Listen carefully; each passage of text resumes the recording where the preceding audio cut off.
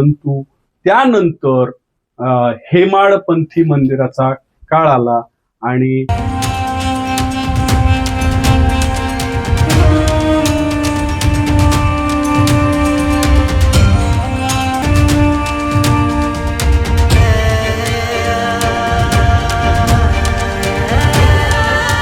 हे 1 2 3 अशा प्रकारचे थर आहेत आणि त्यामध्ये वर्तुळाकार गोल वर्तुळाकार थर. या अलीकडे आलं तर इथं शिवतांडव आपल्याला दिसतं. युद्ध प्रसंगाची शिल्पे आहेत. युद्ध प्रसंगाची शिल्पे मला दान देत आहेत असं हे शिल्प आहे. केश रचना करत आहे. तिचे केस विंचरत असलेल्या हे पहा असे पट्टे आहेत. हे पहा सेम सगळीकडून आणि भौमितिक आकार हा चौरस रेषा, आडवी रेषा, उभी रेषा, अतिशय सुंदर असे भौमितिक आकार आहेत. सर्वात महत्वाचं शिल्प आहे नृत्य करत असलेला गणेशाचं हे शिल्प आहे.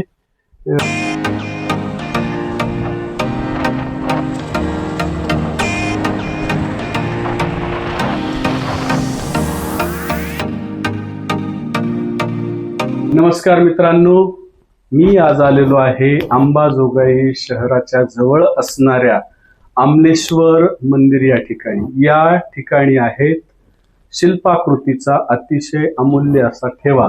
या आमलेश्वराच्या मंदिरावर अनेक चालुक्यकालीन अशी शिल्पे आहेत. ती मी तुम्हाला मित्रांनो 12व्या शतकाच्या अगदी शेवटी हे मंदिर उभारण्यात आलं आणि उत्तर चालुक्यकालीन आणि यादवकालीन हेमाडपंथी मंदिराची ही शैली आहे.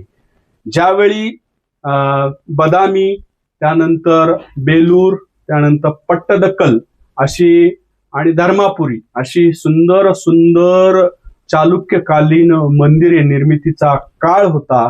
त्या काळात ही मंदिरे उभारण्यात आली. परंतु त्यानंतर हेमाडपंथी मंदिराचा काळ आला आणि हे मंदिर त्याचंच एक उदाहरण आहे. अतिशय सोपी अशी शिल्प, अतिशय सोपी अशी मंदिराची रचना या ठिकाणी त्या काळात केली गेली आहे. या मंदिरावर अनेक सुरसुंदरींची शिल्पे आहेत. तसेच या मंदिरावर महत्वाचं म्हणजे गणेश मूर्ती आहे जी नृत्य करत आहे. तर मी तुम्हाला या मंदिरावरील अशी सुंदर सुंदर शिल्पाकृती तुम्हाला दाखवणार आहे.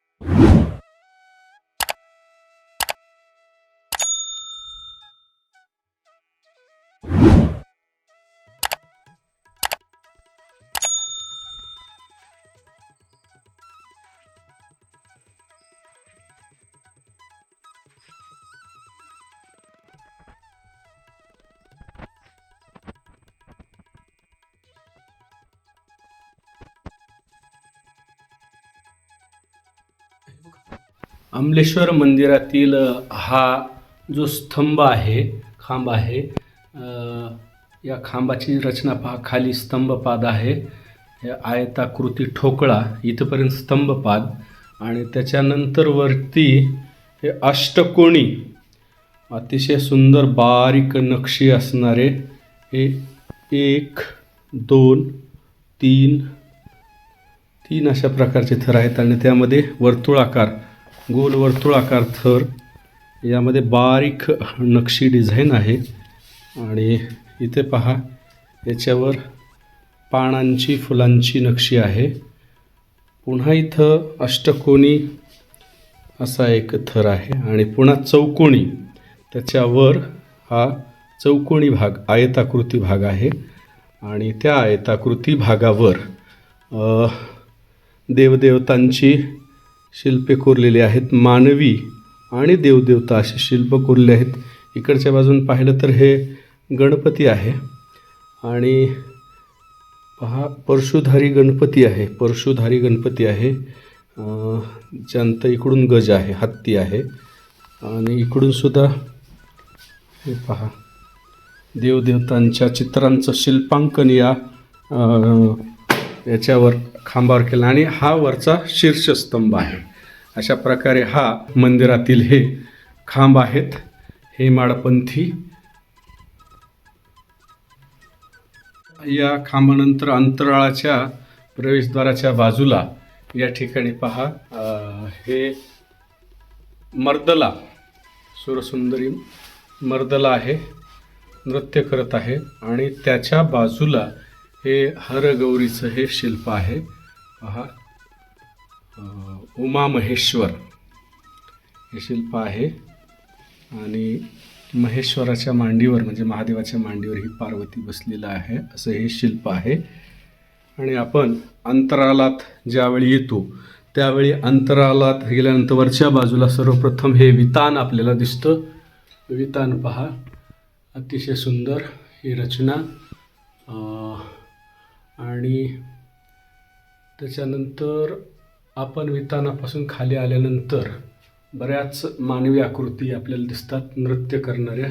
ही चौकोनी रचना आहे ही अशी.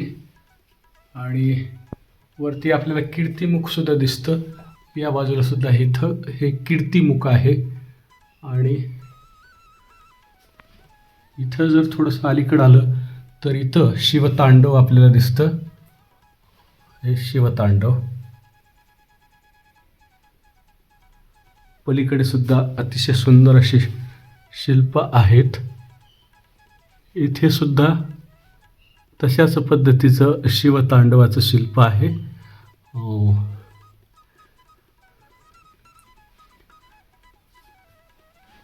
आणि आता या मुख्य गर्भगृहाच्या समोर इथं कदाचित वरती गणेशाचं शिल्प असावं, गणेशपट्टी म्हणतात. आणि या गर्भगृहाचं हे प्रवेशद्वार ज्याला 1 आणि 2 शाखीय हे गर्भगृहाचे प्रवेशद्वार आहे. स्तंभ शाखा आहे आणि एक पानाफुलांची पत्रशाखा आहे. आणि मध्ये आपल्याला हे आमलेश्वराची ही अमृतेश्वर सुद्धा असं या मंदिराला म्हणतात ही शिवपिंड.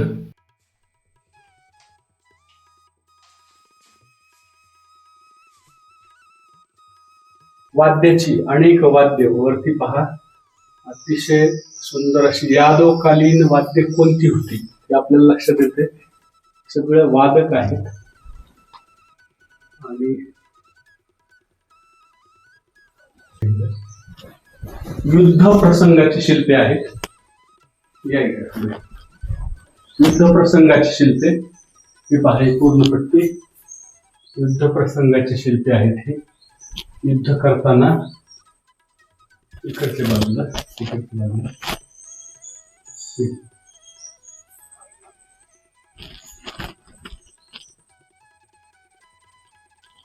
युद्ध करतानाची शिल्पे आहेत. तसेच अतिशय सुंदर असणारे.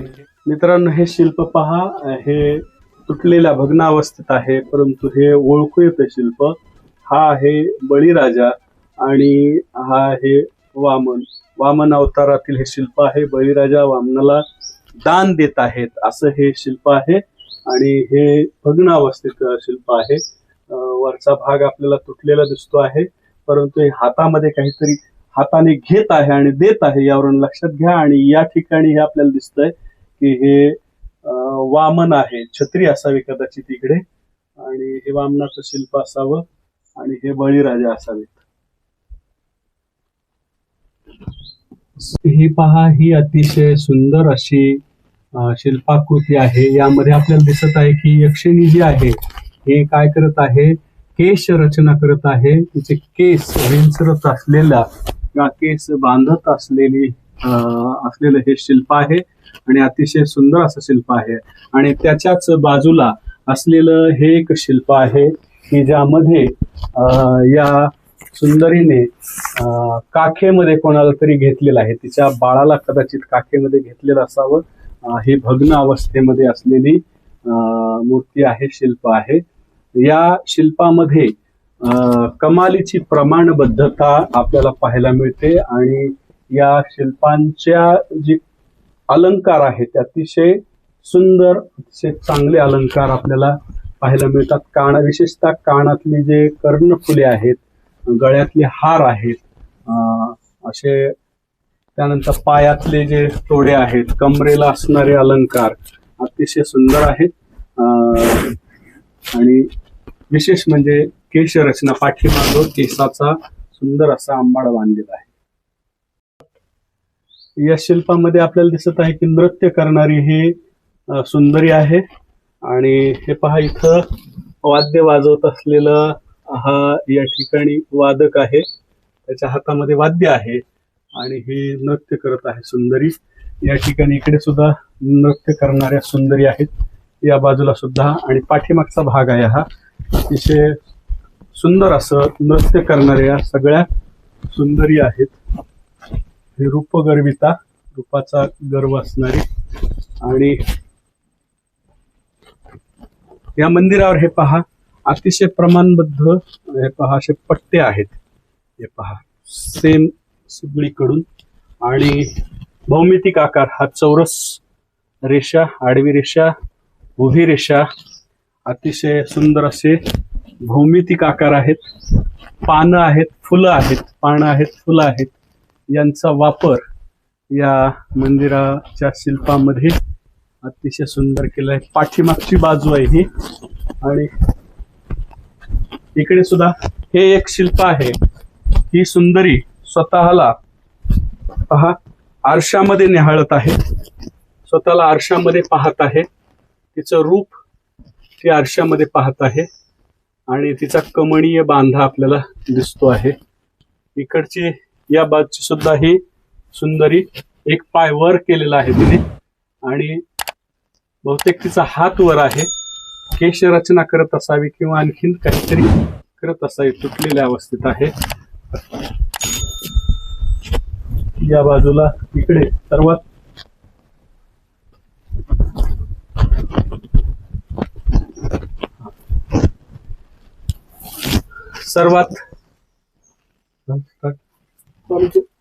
सर्वात महत्वाचं शिल्प आहे. नृत्य करत असलेला गणेशाचं हे शिल्प आहे. दोन्ही बाजूला आपल्याला वादक दिसत आहेत आणि खालच्या बाजूला उंदरावर मूषक सवारी, उंदरावर गणपती बाप्पा आहेत आणि ते नृत्य करत असतानाचं हे शिल्प आहे. अतिशय छान सुंदर अशी सुंदर सुंदर शिल्प या मंदिरावर कोरण्यात आली होती.